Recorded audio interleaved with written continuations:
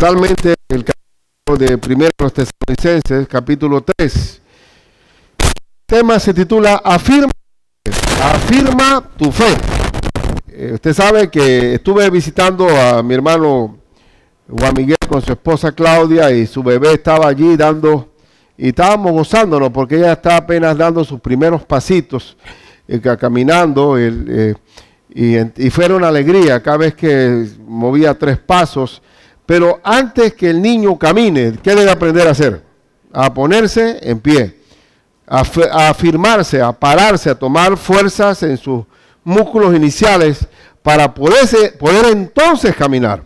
Inclusive en nuestra crianza, en nuestro contexto cultural, cuando le decimos a un hijo varón que se ponga firme, le decimos, párate como hombre, afírmate, o sea, que toma carácter. En este caso, Pablo está gritándole a ellos, a esta iglesia de Tesalónica, afírmate, afirma tu fe, porque esta iglesia no entendía que cómo era posible llegar a Cristo y ahora se ha desatado una tormenta de tribulación y tribulación y tribulación y más tribulación y persecución. Y digo, bueno, estaban en un momento conmocionados, no sabían cómo interpretar esta situación. Digo, ¿cómo es que estamos padeciendo tanto? Y el peligro era que Satanás se aprovechara de ese momento de debilidad ante la tribulación y decayesen. Y por eso que esta carta no es una carta donde el apóstol Pablo está preocupado para que ellos no sean perseguidos. No está preocupado porque ellos han perdido la felicidad. Está preocupado que no estén afirmados en la fe, fortalecidos en el Señor para seguir adelante en esta tribulación. Porque, hermano, indiscutiblemente todos vamos a pasar tribulación. Y la Biblia está súper cantidades de textos que nos llaman a estar fortalecidos en el Señor. Casualmente estuve con un hermanito hablando hace poquito que me dice, pastor, estoy preocupado porque hay un problema por acá, un hermano enfermo, hay otro por acá, y otro por acá. Tenemos que orar porque Satanás nos puede atacar. Digo, mi hermano, un momento, vamos a aclarar. Siempre vamos a ser atacados. Siempre. Lo que pedimos es estar fortalecidos en la tribulación.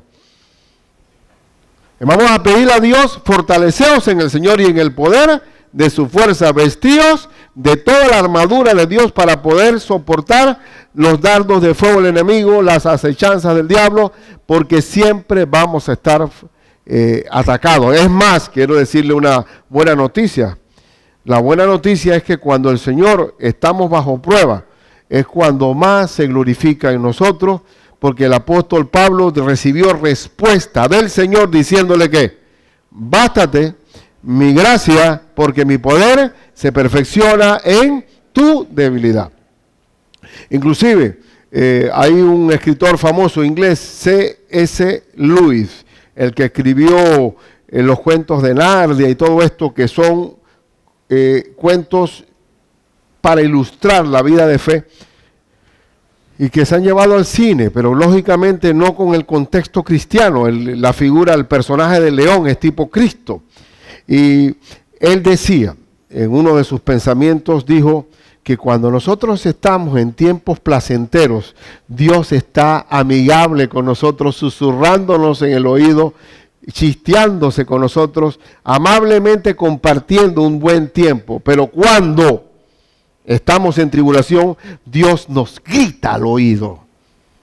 Nos está hablando de cosas que tenemos que cambiar. Y Él llama la atención de nosotros a través de las pruebas, porque Él tiene un garrote muy fuerte que se llama dificultades, por medio de las cuales nos está llamando a correcciones. Porque es un hijo, porque somos hijos de Dios. Y dice Hebreos que nosotros, que Dios nos ama como hijos, y todo buen padre, ¿qué hace con los hijos? Los corrige, los azota cuando son necesarios. Y en los tiempos de prueba, como dices Luis, Dios nos grita como un coach de fútbol americano. Nos grita duro porque no oímos. Y a veces estamos muy contentos como estamos. Nos gusta el confort donde estamos y las tribulaciones nos sacuden. Eso es como una chancleta vieja. Mamá siempre me decía que mamá llegaba de la escuela y se ponía dice, a mí me gusta mi bata, la de siempre, la desgastada, con las chancletas que se amoldaron a mi pie. Pero llega un momento que nosotros nos confortamos a tanto, nos contentamos con mantenernos así, que el Señor permite que se rompa la chancleta y se rompa la bata vieja para poder entonces renovarnos. Y las dificultades, las tribulaciones son para eso. Pero lo peor, y el apóstol Pablo está como un coach gritándole al oído a esta iglesia de tesalonicenses, pongan atención a lo que les quiero decir, afirmen su fe, afírmense en la fe. No, Dios nos promete fortaleza y firmeza en la fe para soportar todo lo que tengamos que vivir.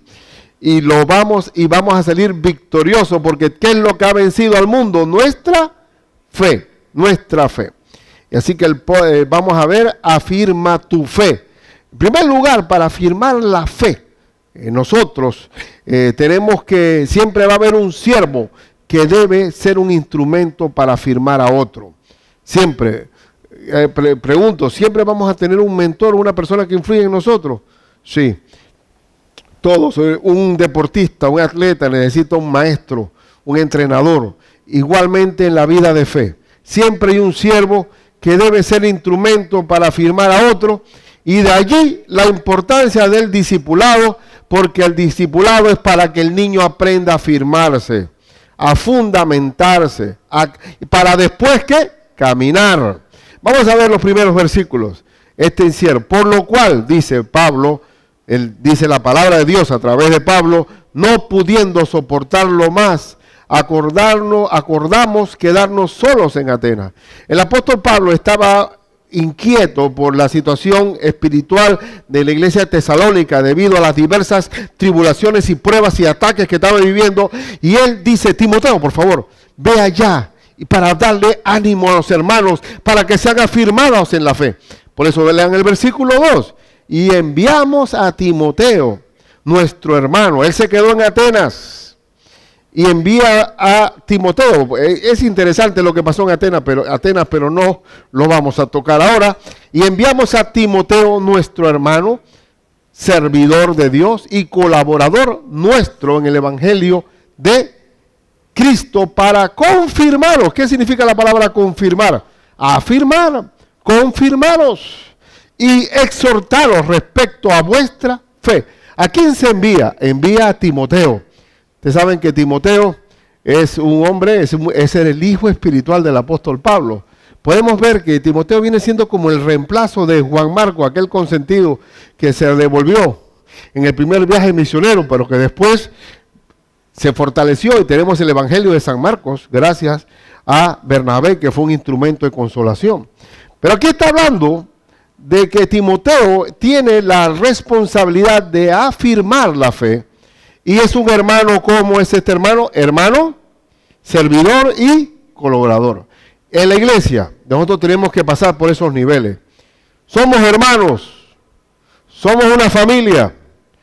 Unos a los otros debemos apoyarnos, unos a los otros, sobrellevar las cargas los unos a los otros. Nos necesitamos, somos interdependientes. El ojo no puede trabajar solo, el oído tampoco. Somos el cuerpo de Cristo. Dios ha mostrado y revelado dones a cada uno de nosotros para poder funcionar en el cuerpo de Él. Así que somos hermanos. Somos hermanos porque tenemos un mismo Padre, que es Cristo Jesús. El Padre Celestial y hermano mayor, nuestro hermano mayor es Cristo. Así lo dice la palabra de Dios. Pero además de hermanos, somos también ¿qué? Servidores. Dice aquel que Timoteo es hermano, servidor de Dios y colaborador. Todos estamos llamados a servir en el cuerpo de Cristo. Todos tenemos que movernos de alguna forma sirviendo. Es una disponibilidad natural del Espíritu Santo llamarnos al servicio. Es más, Cristo lo que enseñó fue que el que quiere ser el primero tiene que ser ¿qué? Siervo de todos. Es un llamado a la humildad, al servicio, al desinterés, al ser útiles. Y no esperes aquí, oye, aquí esta iglesia no me asigna nada. Estoy esperando ahí que me salga un fly, que lo apañe la panilla. de que alguien me diga qué hacer. Hermano, involúcrate, mira bien. Dios nos da la capacidad y sentidos para participar. Y involúcrate. Eso está como aquel niño, como mi hermano, que no jugaba bien béisbol y se quería meter de todas maneras a jugar. Y se llevaba la pelota, se llevaba la manilla, el bate, y al final quedó dándole nosotros ahí una posición en el juego. Porque el hombre era una molestia. Pero así mismo nosotros debemos estar partícipes, deseosos de ser servidor. Y además también somos, ¿qué? Colaboradores. Y ya la colaboración tiene que ver con la enseñanza, con la edificación, con el pastorado, con el ministerio, con edificar a otros. Porque uno puede servir, pero entregarle la responsabilidad de un alma a una persona es un asunto de una decisión de fondo. Porque darle un alma a una persona, por eso que Cristo, la palabra de Dios, condena el falso maestro, el falso profeta, porque echan a perder el alma si no hay una buena enseñanza. Por eso que para ser colaborador en el ministerio de Dios tenemos que estar formados, maduros. No puedes poner a un bebé a atender a otro bebé, un niño atendiendo a un bebé, o un niño atendiendo a otro niño, no. Tenemos que madurar, pero comenzamos como sirviendo, involucrándonos, amándonos. Entonces Timoteo se le entrega el apóstol Pablo en su inquietud de enviarlo para afirmar los principios. Y ojo, no para quitarle la tribulación, no para orar que se vayan los problemas, sino para que sea ¿qué? Fortalecidos, afirmados. Vean el versículo que sigue. A fin de que nadie se inquiete por estas tribulaciones, porque vosotros mismos sabéis que para esto estamos ¿qué? Puestos. ¿Dónde no va a haber tribulación, hermano? ¿Dónde? Allá arriba, si usted dice, Señor, ya, bueno, dígale al Señor, Señor, ya quiero irme, mátame, para estar contigo, donde va a haber cero estrés, no va a haber ni llanto, ni dolor, ni enfermedad, ni pago de luz, ni hipoteca, y allá no va a haber calor, no necesitamos aire acondicionado, ni casa siquiera. Pero no, mientras que estemos aquí, ¿qué vamos a tener? Tribulaciones. Y yo le puedo contar las mías, pero no vamos a convertir aquí todos, nos vamos a ver unos tangueros, hablando del lamento de cada uno, lo pesado. Mucho tiempo pasé yo pensando que yo tenía el campeonato de la preocupación, que era el hombre, el Atlas griego llevando los problemas del mundo. ¿Qué te pasa, Ricardo, aquí? Una gran dificultad de la vida, apesadumbrado, como aquellos políticos que resuelven todos los problemas del país con un capuchino. Qué bárbaro, cómo estamos viendo, todo el sistema está corrompido, todo está destruido. ¡Wow! No, bendito sea el Señor, que aquí nadie va a enarbolar la bandera de la lástima. Mírenme a mí cuánto yo sufro. Mira mi cruz de hierro y tú llevas una de foam. No, hermano, de hielo seco, no. No, hermano, cada uno donde usted quiera que vaya, va a ver en cuál casa, en el rancho de paja como en el castillo, hay problema. Así que usted no se sienta campeón. Y lleve su cruz porque se la conoce. Ya usted conoce lo que lleva. Pero estamos puestos para eso. Dice el verso 4, porque también estando con vosotros, os predecíamos que íbamos a pasar tribulaciones. Ya estaba en guerra avisada. No muere soldado, pero mentira, siempre mueren porque hay muchos negligentes. Nos predecíamos que íbamos a pasar tribulaciones como ha acontecido y sabéis. ¿Quién les dijo a ustedes que la vida de fe es un monasterio? Porque en el tiempo, ¿saben por qué se inventaron los monasterios? Los monasterios era una forma de que el monje o la monja se iban a retirar para un mundo perfecto, donde ellos encerrados ahí iban a estar rezando todo el día, haciendo sus penitencias, sus disciplinas, sus hábitos. Y eso no es correcto bíblicamente, porque el creyente está no para encerrarse, sino para alumbrar a los que están en tinieblas. Y es más, y aún ahí encerrados se daban unos tremendos líos y unos pecados horrorosos. ¿Por qué? Porque nadie está exento de poder vencer el pecado en su propia fuerza, sino a través del Espíritu Santo. No hay forma. Entonces dice el verso 5, por lo cual también yo, no pudiendo soportar más, Pablo estaba inquieto. Acuérdense, contra esta gente soportarán estas pruebas. Ay, Dios mío, Señor, ayúdalos, ayúdalos, Señor. Pero él dice, no pudiendo soportarlo más, envié pues para informarme de vosotros, de vuestra fe. ¿A quién me envió? A Timoteo. No sea que os hubiese tentado el tentador y que nuestro trabajo resultase en vano. Si alguien puede tener una falsa doctrina, porque aquí se introdujeron falsas doctrinas, falsas enseñanzas, porque había mucha tribulación, al punto que uno dice, ya se está cumpliendo la gran tribulación, ya Cristo viene, y vamos a trabajar. Ya usted ve que en 2 Tesalonicenses vamos a ver que Pablo dice, el que no trabaja que tampoco coma. Y también el apóstol Pablo tuvo que explicar muy bien la venida de Cristo, porque ya ninguno dice, oye, ya estamos en la gran tribulación, ya el anticristo apareció. Y Pablo tuvo que aclarar todo eso. Por eso que cuando estamos en tribulación, ¿cómo tú reaccionas, hermano? Podemos reaccionar diciendo, el Señor se olvidó de mí. ¿Será posible que la fe cristiana no será una fabricación de mi mente y es un cuento? ¿Será que alguien me lavó el cerebro? Es cuando uno está en tribulación y la tribulación se alarga, comenzamos a hacer conceptos donde el tentador va a poner ideas equivocadas en torno a Cristo. Lo que hay que orar es que para que sea afirmada nuestra fe, para que estemos firmes con un buen fundamento, porque cuando el río venga, cuando venga la creciente, cuando venga la lluvia, el aguacero, la tormenta, no se caiga la casa porque está sembrada, está fundada sobre la roca, sobre la roca. Y miren a quién envía, a Timoteo. Ustedes saben que Timoteo, pero vamos a leer hasta el 6, hasta el 8, la primera porción. Pero cuando Timoteo volvió de vosotros a nosotros y nos dio buenas noticias de vuestra ¿qué?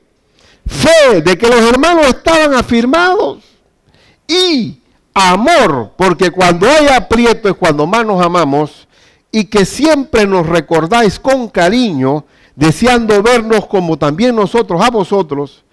Por ello, hermano, en medio de toda nuestra necesidad y aflicción, porque el mismo apóstol estaba padeciendo necesidad y aflicción, fuimos ¿qué? Consolados de vosotros por medio de vuestra fe. Lo que consuela a un pastor como Pablo es que la iglesia está firmada, está arraigada, está bien cimentada. No es una casa mal hecha. Yo les conté a ustedes que papá le hizo a mi hermano Nelson, la primera, mi hermano tenía un salario bajo, ahorró hasta que calculó los costos para hacer su casa, y dice, papá, encárgate tú de hacer la casa. Y qué tremendo, papá fue una casa para abajo, hizo un fundamento, allá abajo, digo, Ricardo, me dice mi hermano, hay una casa para abajo. Esta casa, todas se ven igual, parecidas, pero la mía es la más sólida de todas, porque papá fue una fortaleza, un búnker. Y después me dijo, papá, mire, perdóname, pero mi presupuesto no da para tanto. Y para eso tú me llamas. ¿Tú qué querías? ¿Una casa o un rancho? Te estoy construyendo una casa de verdad, no una porquería. ¿Qué tú quieres? ¿Esa de las barriadas allá de Panamá? Yo, no, está bien. Pero no me va a alcanzar. Bueno, búscate otro, pues.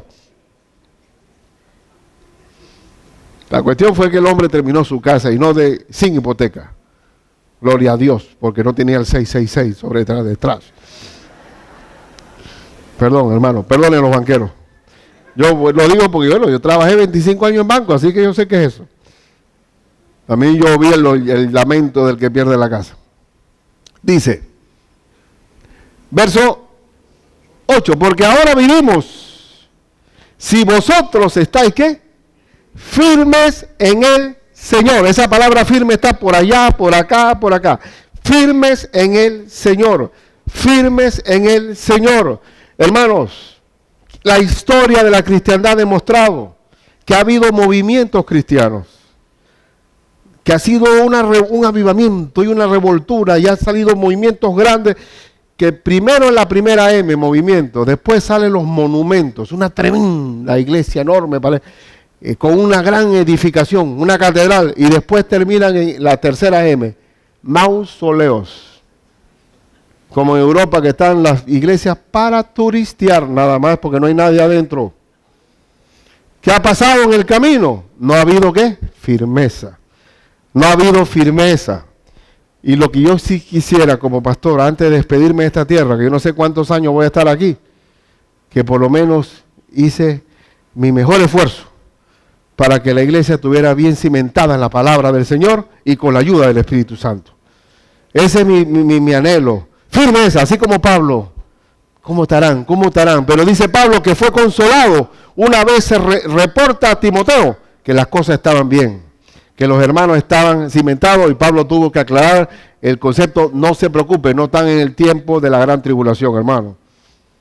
Vayan a trabajar, esfuércense, y les explica la venida del Señor Jesucristo, que en el capítulo 4 siguiente del próximo sábado vamos a ver la venida de Cristo. Entonces es importante afirmar la fe en la iglesia del Señor para que en los tiempos de penurias, de tribulaciones, de angustias, estemos firmemente soportados con un buen fundamento del Señor.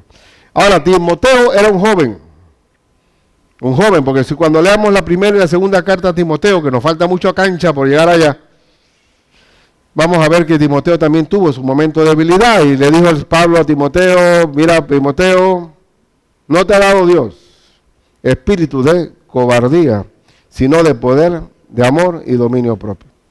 Así que este muchacho también tuvo sus tiempos de flaqueza. Pero vamos a hacer un pequeño, porque sería una buena ilustración para ustedes, cómo pasar de servidor de hermano a servidor a colaborador, leyendo Hechos 16, 1 al 3. Hechos 16, 1 al 3 dice: después llegó a Derbe y a Listra, y he aquí había cierto discípulo llamado Timoteo, hijo de una mujer judía creyente, pero de padre griego, y daban buen testimonio de él los hermanos que estaban en Listra y en Iconio. Quiso Pablo que éste fuese con él, y tomándole, le circuncidó por causa de los judíos que había en aquellos lugares, porque todos sabían que su padre era griego. Pero ¿cómo era Timoteo? Desde su iglesia local, todos daban buen testimonio de él. Era buen hermano, era un hermano servidor. Por eso que Dios lo llamó después a las misiones. Siempre uno comienza de menos a más. No puede ser que alguien vea: yo tengo un llamado para ir al África, y ni siquiera ha trabajado en su iglesia local, hermano. Y él tiene que dar testimonio. Mi hermano Felipe está aquí con su esposa, y él va para la China. Pero me dice: papito, oye, esta vez que Felipe trabajó conmigo un tiempo de asistente, dice, buen muchacho respetable, servidor. A veces lo vacilaban ahí, y él mantuvo siempre su testimonio. ¿Cómo comenzamos? Como hermano, como servidor, y después como colaborador. Así que todo tiene un proceso. También Pablo habla muy bien de Timoteo en Filipenses 2, Filipenses 2, 19 al 24. Filipenses 2, 19 dice: espero en el Señor Jesús enviaros pronto a Timoteo, para que yo también esté de buen ánimo al saber de vuestro estado. Timoteo ya era casi un doctor especialista como Pablo para saber cuál era el estado de una iglesia. Si Timoteo viniera aquí podría saber rápidamente diagnosticar cómo está nuestra iglesia. Dice, pues a ninguno tengo del mismo ánimo y que tan sinceramente se interese por vosotros. Porque todos buscan lo suyo propio, no lo que es de Cristo Jesús. Pero ya conocéis los méritos de Él, que como hijo a padre ha servido conmigo en el Evangelio. Así que a este espero enviaros, luego que yo vea cómo van mis asuntos. Y confío en el Señor, que yo también iré pronto a vosotros. Entonces la labor de la iglesia siempre, va a verlo usted, es confirmar, confirmar, confirmar, porque la palabra de Dios es dinamita. ¿Saben que en inglés había un pastor que tenía una Biblia vieja y estaba tanto usar, se desgarró y él mandó a ponerle una portada, un encuadernamiento de cuero, y le dice el encuadernador, mira, no me cabía, porque él dice, ponle Nuevo Testamento aquí en el lomo. Dice, no me cabía, no tengo la técnica para poner las letras, pero le puse TNT, porque es The New Testament. ¿Ah? TNT, dice, efectivamente, la Biblia es dinamita, es TNT, TNT, y así que nosotros tenemos el poder de, dice el Señor, ustedes, yo soy su coach, yo los mando a la guerra, pero los mando equipados. ¿Qué dice 2 Timoteo 3, 16, 17? Que toda la escritura, que es inspirada por Dios y es útil para ¿qué? Para enseñar, para redarguir, para instruir en justicia, para corregir, para instruir en justicia, a fin de que el hombre de Dios sea perfecto, perfecto primero, enteramente preparado para toda buena obra. TNT, hermano. Por eso, ¿qué importa como pastor? Ay, voy a orar para que nunca este año, voy a orar y voy a tirarles un poco de aceite y de sal y de todo lo demás para que este año no le tengan ninguna tribulación y que a usted le vaya muy bien y se dé un baño de santidad tan grande que el diablo no lo toque. Pero no es así. ¿O qué estamos hablando nosotros? O el Señor no juega limpio, que digo, en el mundo tendréis aflicción, pero confiad, yo he vencido al mundo.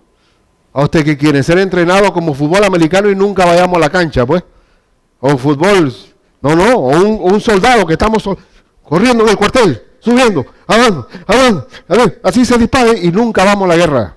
¿Qué clase de soldado es ese?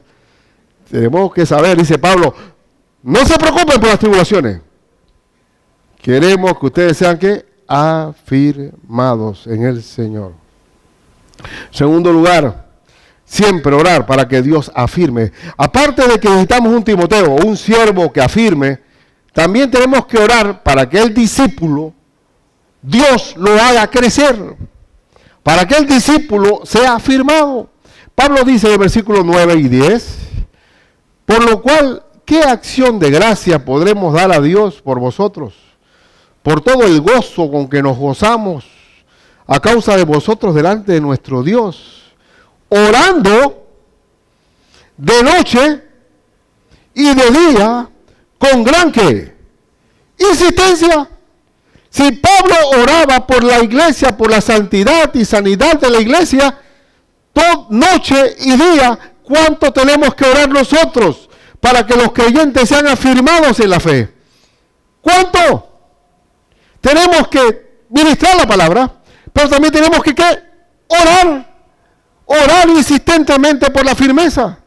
Una iglesia que enseña y que predica la palabra es una iglesia que trae luz, que alumbra. Pero si no ora,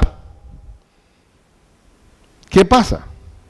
Si no oramos, no hay poder de Dios en la iglesia. Tenemos luz, pero no tenemos poder. Si es una iglesia que ora y ora y ora, pero no se predica ni se enseña la palabra, es una iglesia que tiene calor, pero no tiene luz. Todo el mundo está entusiasmado, pero no está alumbrando a ningún lado. Así que la combinación, ¿cuál es? Palabra y oración. Palabra y oración, dice, orando de noche y de día con gran insistencia, para que veamos vuestro rostro y completemos lo que falta a vuestra fe. Completemos lo que falta a vuestra. Pablo pensaba y quería ir personalmente a animar a la iglesia, pero este deseo y anhelo se cumplió porque Pablo escribió a esta iglesia, primera y segunda los tesalonicenses. Era la forma. Esto completó. Pero lo interesante aquí y lo importante es el poder que tiene la oración.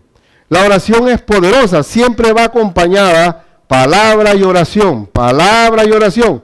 Búsquense en Lucas 22, 31, 32, como el mismo Señor Jesucristo, Lucas 22. Véalo, por favor, Lucas 22, 31. Dice, dijo también el Señor, Simón, Simón, he aquí Satanás os ha pedido para zarandearos como a trigo. ¿Qué significa eso? Que el diablo iba a atacar fieramente a Pedro, pero yo he rogado por ti. Está el Señor orando por uno de sus discípulos para que pueda soportar la tentación. Yo he orado por ti, que tu fe no falte, y tú una vez vuelto confirma a tus hermanos. Confirma no es santiguar, hermano. Confirmar es confirmar la palabra. ¿Y qué dice?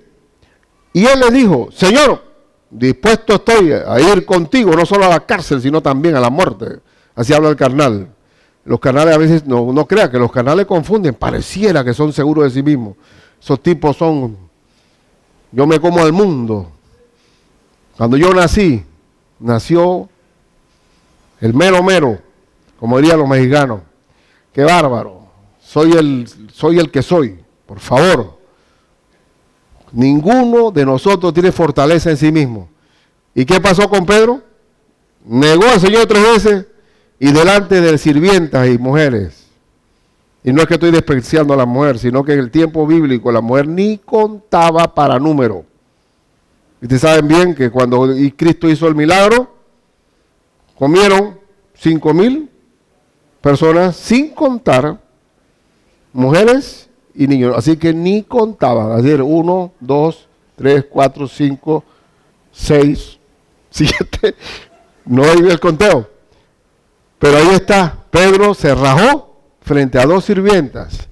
Y quiero decirles algo. Si nosotros no tenemos la oración de por medio, flaqueamos ante cualquier embate que nos venga. Tenemos que saber que tenemos que orar y ponernos de rodillas, sabiendo que tenemos que ser fortalecidos con la palabra de Dios. Cuando combinamos palabra y oración, Satanás sale derrotado. Satanás sale derrotado. Y el Señor le dijo a Pedro, y él le dijo, Pedro, te digo que el gallo no cantará hoy antes que tú niegues 3 veces que me conoces. Y así fue. La misma carta a los tesalonicenses dice en uno de los versos más cortitos de la Biblia, orad sin cesar. Un mandamiento tan corto que dice, yo quiero memorizar, yo tengo un texto, dicen los niños, que yo me sé de memoria, orad sin cesar. Esa es la oración, es un texto que nos llama a nosotros a fortalecernos, para mantenernos firmes en la fe, a fortalecernos. Porque Satanás toma control cuando estamos no solamente con la palabra, sino que no tenemos la oración de por medio. Asimismo, búsquense en el capítulo 26, Hechos 6, 1 al 4, es una ilustración perfecta de la combinación de palabra y oración. Hechos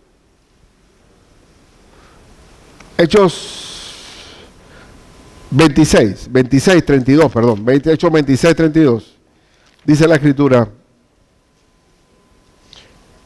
este no es, ¿ah? ¿Cómo? Perdón, 6, Hechos 6, del 1 al 4, Me salté y estaba leyendo el 26. Dice, en aquellos días, como creciera el número de los discípulos, hubo murmuración de los griegos contra los hebreos, de que las viudas de aquellos eran desentendidas en la distribución diaria. ¿Usted sabe por qué se formó esta crisis de que no había para las viudas de los griegos? Porque como pensaban que Cristo venía ya, después de aquel culto del Pentecostés, en la venida del Espíritu Santo, todo el mundo dice, ¿para qué vamos a regresar a nuestras casas? Vamos a quedarnos aquí en Jerusalén. Y todos se metieron en la casa de Óscar, otros se metieron allá en la casa de José, y se distribuía toda la comida. Entonces llegó el momento en que no había para tanto. Y hubo un problema de murmuración en la iglesia. Primero que nadie los llamó a hacer esa cosa. Porque Cristo lo había dicho. Por eso es que cuando uno tiene que leer bien las instrucciones que da el Señor dijo, y me seréis dice, y recibiréis poder cuando haya venido sobre vosotros el Espíritu Santo, y me seréis testigo en Jerusalén, en Judea, en Samaria, y hasta lo último de la tierra. Y ellos que pensaron en Jerusalén nada más. Y entonces todos vivieron apiñados ahí. Y el Señor no nos llamó a repartir, hermanos, sino a compartir. Y acá estaban haciendo un reparto de comida que nadie los mandó a hacer ese enredo de la mega iglesia esta de Jerusalén. Pero bueno, versículo 2. Entonces los 12 convocaron a la multitud de los discípulos y dijeron, no es justo que nosotros dejemos la palabra de Dios para servir a las mesas. No es que ellos no querían ser meseros, sino porque no podemos convertir al ministro de la palabra hasta haciendo 1000 cosas y 1000 actividades, descuidando la principal, que es compartir y ministrar la palabra de Dios. Buscad pues, hermanos, de entre vosotros a 7 varones de buen testimonio, llenos del Espíritu Santo y de sabiduría, a quienes encarguemos de este trabajo. Y nosotros, que es el texto que quiero recalcar, persistiremos ¿en qué? En la oración y en el ministerio de la palabra. Son dos fuerzas del Señor juntas. La oración y la palabra de Dios. Tenemos que estar ministrando la palabra, enseñando la palabra, confirmando y afirmando a los hermanos y orando para que el crecimiento. Son las dos, a la par, a la par. Esa es la que quería destacar. Entonces, la combinación palabra y oración, Satanás sale huyendo, derrotado, derrotado. Entonces, siempre hay que orar para que Dios afirme. Y por último,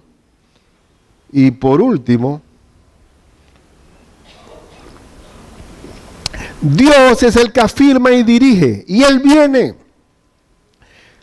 Es importante, vean los últimos versículos, como dicen. Versículo 11 al 13. Mas el mismo Dios y Padre nuestro y nuestro Señor Jesucristo dirija nuestro camino a vosotros. Ahora, en este caso es caminar. No solamente ahora es pararte y afirmarte en la palabra, sino también que andar en la palabra, andar en la misión que Dios nos encomendó. El verso 12. Y el Señor os haga crecer. ¿Quién es el que hace crecer la iglesia? Por el influjo y el poder de la palabra y la oración. El Dios mismo. Bendito sea el Señor. Oye, tú no te has puesto a ser agricultor. Cuando uno siembra algo, es impresionante. Yo pienso que todos nosotros tenemos que aprender a tener algún árbol que sembrar. En mi colegio hicieron una vez una campaña de siembra. Estaba yo en tercer año. Y yo veo los árboles esos. Cada uno sembró un arbolito. Qué bonito ver ese arbolito chiquito. Yo una vez chiquito sembré uno de aguacate.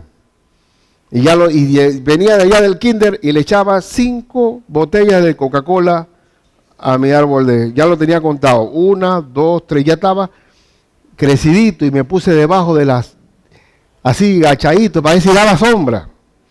Y en una de esas que vengo del kinder, mi hermano Carlos Iván estaba con el aguacate así. Y me lo remeció así. Y si te lo saco, no lo hagas. Y todavía tengo ese trauma. Me lo sacó así de raíz. Pero a mí como niño me impresionaba ver cómo algo iba creciendo paulatinamente y solamente por el poder del agua. ¿Y qué viene diciendo el agua? La palabra de Dios, siendo lavados vuestros corazones por la palabra de Dios, que es la que purifica las almas. Y aquí lo dice. Dice que y el Señor haga crecer y abundar en amor unos para con otros y para con todos, como también lo hacemos nosotros para con vosotros. Para que seamos, ¿qué? Afirmados vuestros corazones. Otra vez la palabra como está escrita en 1000 veces de forma. Para que sean afirmados vuestros corazones, irreprensibles en santidad. ¿Quién es la que nos hace puros? Irreprensibles sin mancha, sin algo que nos haga reprender, en santidad, delante de Dios nuestro Padre, en la venida de nuestro Señor Jesucristo con todos sus santos. Orar, saber que Dios es el que da crecimiento, y también es importante saber como TNT, como una dinamita, que es importante que lo tengamos en el corazón para que seamos irreprensibles, que Cristo viene, hermano. El Señor viene, en un abrir y cerrar de ojos, va a venir, y eso lo vamos a ver en el capítulo 4. El Señor viene con todos sus santos, y vamos a encontrarnos con Él allá en las nubes del cielo. Y es importante que la iglesia tenga presente la venida de Cristo, porque cuando la iglesia no está pendiente de la venida de Cristo, es una iglesia que baja la guardia, es una iglesia relajada, una iglesia fría, más bien ni siquiera fría, tibia, que es peor. Y por eso es importante tener presente la venida de Cristo. Y vamos a leer 1 Juan 2, 28 al 3:3 sobre la venida del Señor. Cristo viene. Capítulo 2, versículo 28 dice, 1 Pedro. No hay 28, ¿verdad? 1 Juan, estoy en Pedro. 1 Juan 2:28. 2:28 dice, y ahora, hijitos, permaneced en Él, para que cuando se manifieste tengamos confianza, para que en su venida no nos alejemos de Él avergonzados. Hay algunos hermanos que cuando Cristo venga va a decir, oh, qué vergüenza más grande, qué pena. Dios mío, era verdad que venía. Dios santo, yo pensaba que era para mí, yo que iba a llegar tarde. ¿Qué cosa? ¿Por dónde? ¿Cómo es posible que va a venir? Dios santo, qué pena, qué vergüenza. Estoy aquí por gracia nada más, no porque me lo merezca, Señor. Nos alejamos de ahí avergonzados. Hay como algunos hermanos que no me hable del Apocalipsis porque Cristo viene y va a venir un montón de juicios sobre la tierra. No, Apocalipsis no me gusta mucho ese Apocalipsis. Tal vez como diciéndole, en vez de decir Cristo venga, que Cristo venga, le dicen no vengas todavía. No vengas que no estoy preparado. Pero no, aquí nos dice y nos llama. Dice, si sabéis que Él es justo, sabed también que todo lo que el que hace justicia es nacido de Él. Verso 3. Mirad cuál amor nos ha dado el Padre para que seamos llamados hijos de Dios. Por esto el mundo no nos conoce porque no lo conoció a Él. Amados, ahora somos hijos de Dios y aún no se ha manifestado lo que hemos de ser. Pero sabemos que cuando Él se manifieste, seremos ¿qué? Semejantes a Él. Ahora podemos aspirar a ser la imagen de Él, pero cuando Él venga, seremos semejantes a Él, porque le veremos tal como Él es. Y todo aquel, aquí viene esta parte importante, y todo aquel que tiene esta esperanza en Él, de que se lo veré y que va a venir, se purifica a sí mismo, así como Él es puro. La persona que piensa que Cristo viene y lo tiene presente, va a estar purificado en santidad con el Señor. Y por eso una pregunta, si Cristo apareciera en este momento, ¿te sentirías bien como tú estás actuando? Sería una gran pregunta. Acuérdense que Cristo dio un pasaje de un mayordomo que el Señor le encargó los bienes. ¿Y qué pasó con el mayordomo? Dice, este señor tarda en venir todavía.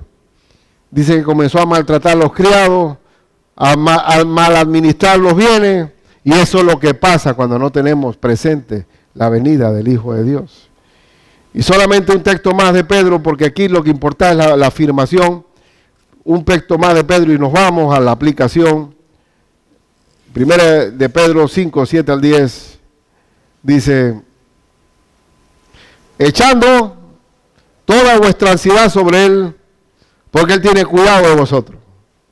¿Qué hay que hacer cuando hay tribulación? Échale la ansiedad al Señor. Sed sobrios y velad, porque vuestro adversario el diablo, como león rugiente, anda alrededor buscando a quien devorar, al cual resistid firmes, firmes. ¿Cómo se resiste al diablo? ¿Cómo se resiste al diablo? ¿Cómo? Diciéndole, fuera, fuera, fuera. No, firmes en la fe, sabiendo que los mismos padecimientos se van cumpliendo en vuestros hermanos en todo el mundo. Todos estamos sujetos a ser tentados o pasar tribulación. Aquí viene la parte del 10. Mas el Dios de toda gracia, que nos llamó a su gloria eterna en Jesucristo, después que hayáis padecido un poco de tiempo, y ese poco para Pedro era años, el mismo os que perfeccione, afirme, fortalezca y establezca. Dios no nos dice no van a sufrir, no, van a pasar tribulación, pero perfeccionado, afirmado, fortalecido y establecido. Y ya a manera de aplicación, hermano, ¿estás pasando por tribulaciones serias? Afírmate en el Señor, en la fe del Señor. Párate como hombre, como diría mi papá. Párate como hombre. Y aquí solamente está una gran pregunta. Si la afirmación es fundamentarse en la palabra de Dios, una gran pregunta: ¿estás hoy siendo discipulado, hermano? Hay entre los presentes que quieren ser parte de esta iglesia y quieren en verdad nutrirse con la firmeza de Dios. Tiene que discipularse. Y es nuestro deber como iglesia asignar a un Timoteo para que se encargue de velar por ese crecimiento. Si no tienes un discipulado, es nuestro deber suministrarte un Timoteo, si lo quieres así. ¿Tienes tu Timoteo? Algunos dirán, bueno, yo no tengo la cabeza buena para aprender tanta Biblia. Ay, a mí se me olvidan estos los versículos. No sé dónde queda Génesis. Pero bueno, si has recibido a Cristo, ¿qué dice la palabra? Que el Espíritu Santo nos va a llevar a toda verdad. A toda verdad. Así que lo importante que es la firmeza en la fe. Cristo garantiza éxito si tú te mantienes firme en la palabra de Dios, porque un hombre firme en la palabra de Dios está enteramente preparado para toda buena obra. Buena obra. Si estamos padeciendo, vamos a orar en el nombre de Cristo.